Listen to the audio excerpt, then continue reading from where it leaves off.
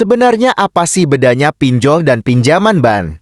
Bukankah ban dan pinjol sama-sama memberikan pinjaman uang dengan sistem kredit atau riba, yaitu ada pembayaran dengan bunganya? Sebenarnya sama saja. Antar pinjaman ban dan pinjaman online sama-sama memakai sistem kredit atau riba. Pastikan kendali bisnis ada di tangan Anda. Namun, pinjaman bank lebih berhati-hati dengan memberikan syarat dan meminta jaminan agar pihak peminjam uang berpikir ulang, dan tidak semua orang bisa pinjam uang dari bank untuk meminjam. Dan bunga bank itu resmi tergantung inflasi di negara tersebut. Berbeda sekali dengan pinjol atau pinjaman online. Bunganya pasti transparan. Mau pagi-pagi atau malam-malam. Pasti lebih santuy sama ada kami. Semudah itu, Om. Urusan pinjaman. Yang pasti ya ada kami. Yang syaratnya peminjaman uangnya terlalu dipermudah. Hanya meminta foto KTP dan tanpa dimintai jaminan.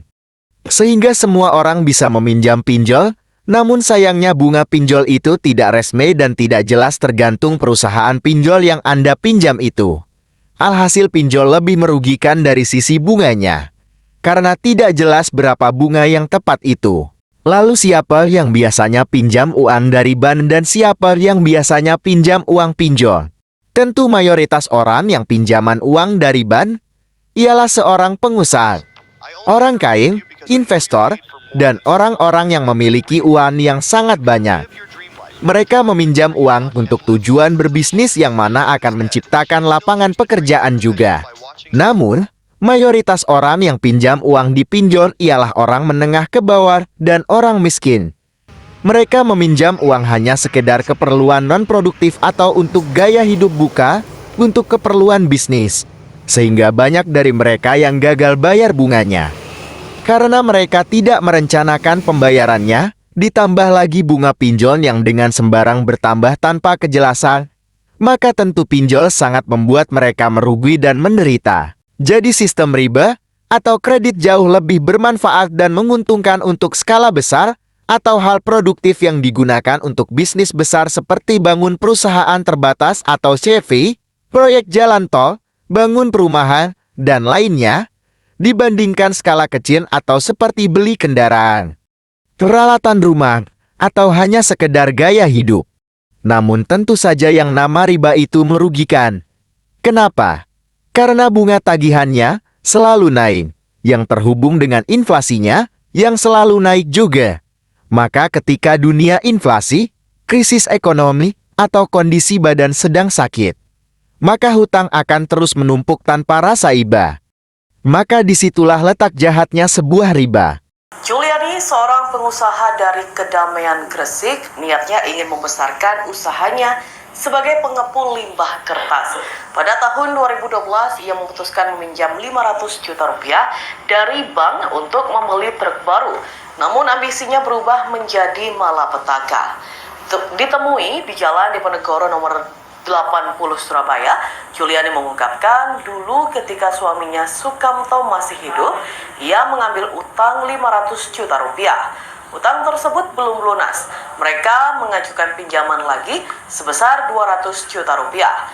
Dua pinjaman tersebut didapat dari Bank Plat Merah di Jalan Raya Kompleks Ruko Karanglo, Triorejo, Gresik.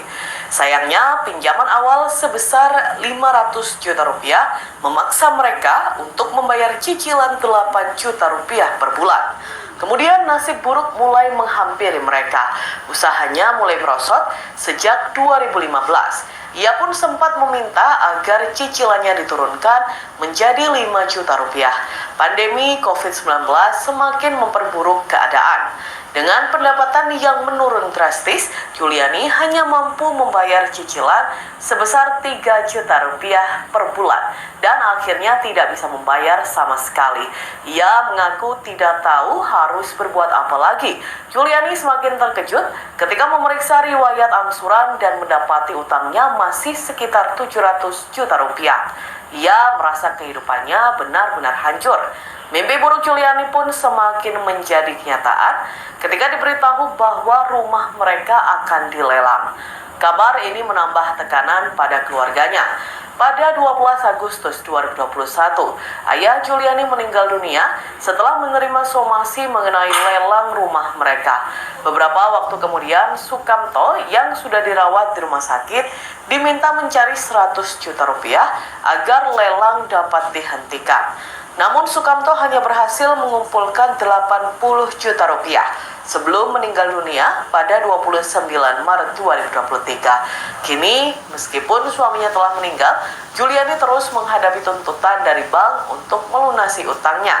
Pengacara Juliani, Shoinuddin Umar, mengungkapkan kecurigaannya ada pelanggaran hukum dalam kasus ini, termasuk dugaan pelanggaran terkait pembunuhan dan kelalaian yang menyebabkan kematian. Ia merasa kliennya ditekan untuk bayar utang, namun tidak pernah jelas kapan akan lunasnya. Juliani sekarang masih berjuang menghadapi utang yang tak kunjung berakhir. Sambil menahan tangis, ia berharap ada solusi yang adil untuk mengakhiri penderitaan yang dialaminya.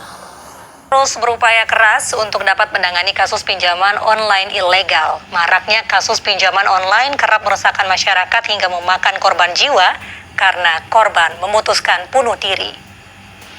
Direktorat Tindak Pidana Ekonomi Khusus Bareskrim Polri telah menyita uang tunai sebesar 20,4 miliar rupiah terkait dengan kasus pinjaman online ilegal yang menyebabkan seorang ibu di Wonogiri bunuh diri akibat terlilit utang pinjaman online.